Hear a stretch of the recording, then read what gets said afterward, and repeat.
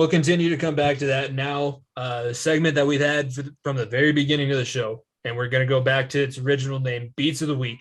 We've been winning some money. I actually just pulled out some of my winnings to have a little bit more walking around money because I didn't have anything. I didn't want to have to lose it. If it's in the service, I'm gonna lose it. So I took it back. I have that money in my pocket. That doesn't mean that I'm not still looking at things that are interesting. And I am a little bit salty that I was one of the people who bet Alabama plus 2.5 and plus 111 last night. I was the same. Yeah. Couldn't have happened at the SEC championship, had to happen in the national championship. That being said, my first beat of the week this week, with a layup. Over 49 points in the Bengals-Raiders game is at minus 110 right now. There's no way that these two teams score less than a combined 49. The Bengals, the last 2 weeks that their starters actually played, I think scored 80 points on their own, and it's been absolutely incredible to watch. So that's my first beat of the week. What do you got for your first beat of the week? My first beat of the week, the guy that's just been on an absolute tear, most improved player, John Morant. John Morant is doing ungodly things for Memphis right now, and what he's been doing night in, night out, it is incredible. Like he is that Memphis Grizzlies team is the grit and grind era 2.0. They talk so much mess and they go right back at you and just come at you full speed, play good hard defensively and just run and gun up and down. And John Morant right now, most improved player. Dude is arguably the best point guard in basketball right now. And he is just on another tear. Most improved player is at minus 125. It's good to get on that now before the odds just get stupid. And future bets are pretty much future bets central with the era of the sports calendar that we're in. Arizona +4 against the Rams is also going off at minus 10 right now.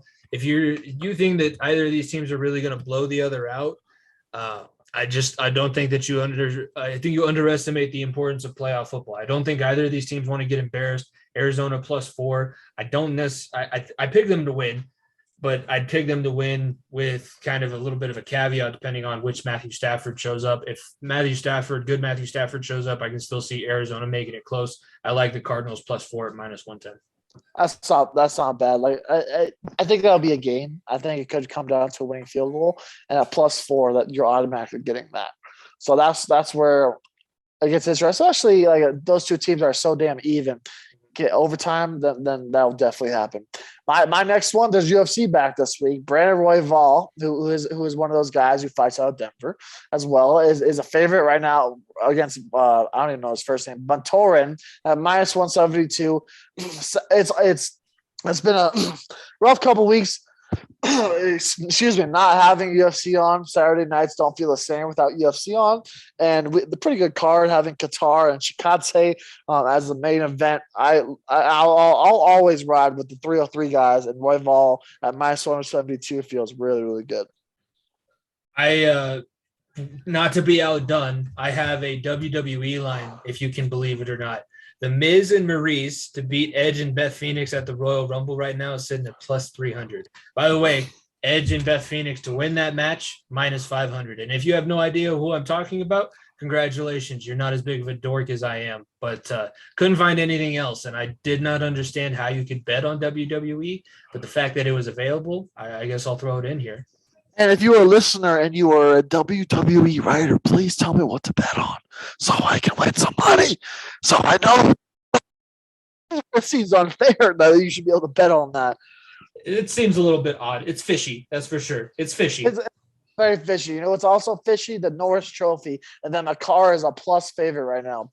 Plus 250, Cale McCarr to win the Norris Trophy. A dude is doing stupid stuff right now. Stupid stuff. I would put fucking Taves at 250, plus 250 to win the Norris. Either McCarr at plus 250? Yeah, Taves wasn't, I don't think he used on the sheet when I saw it. Because people are fucking stupid in Toronto, but that's a different issue.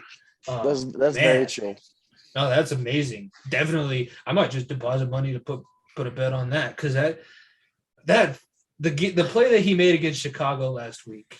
I'm sure we'll talk about it, so I won't mention it too much. But damn, that's all I'll say.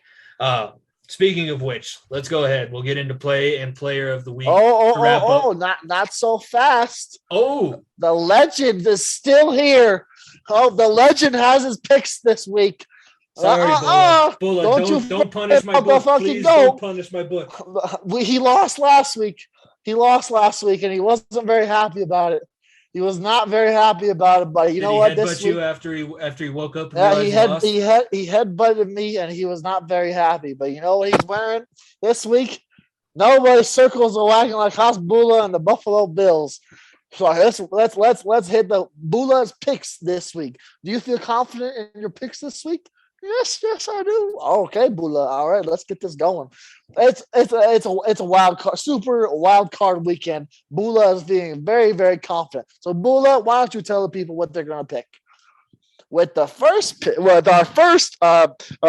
of the week, I am gonna go Bills -4 versus pass. Nobody circles a wagon like the Buffalo Bills. -4 is what we're riding with. The Patriots -106. So that's the first one you need to take.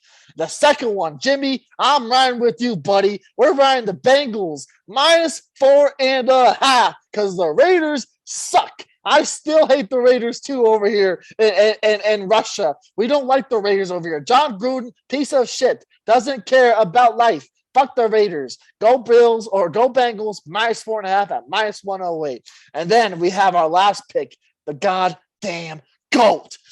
Bucks -8.5 at -112. Do you think I'm going to bet on Nick Sirianni? No, I'm fucking not. I'm going with the fucking the Bucks, and they're going to hammer them because Tom Brady is the goddamn GOAT.